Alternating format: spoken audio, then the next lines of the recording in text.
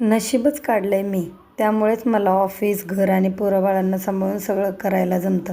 माझा मुलगा पहा अशी मदत करतो म्हणून मला हे सगळं करता येतं.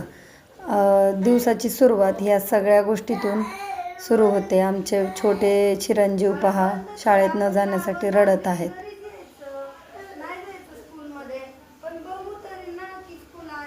आम्हाला रोज सुट्टी हवी असते, त्याच्यामुळे नुसती रडारड असते आमची. एक दिवस काय सुट्टी झाली की आमचे चिरंजीव लागले भोंगा पसरायला. नुसते रडत असतात. किती समजवलं तरी ऐकत नाहीत. डब्बा नको, वॉटर बॉटल नको, सुट्टी आहे शाळेला, सुट्टी आहे शाळेला. त्यांचं रडून रडून झालं आणि सोडून आले शाळेत आणि पुढे गेले ऑफिसला. संध्याकाळी ऑफिसवरून यायला झाला होता उशीर. त्याच्यामुळे पोरांसाठी आणली होती मी गंमत. उशीर झाला की गंमत आणावीच लागते, त्याशिवाय काय होत नाही.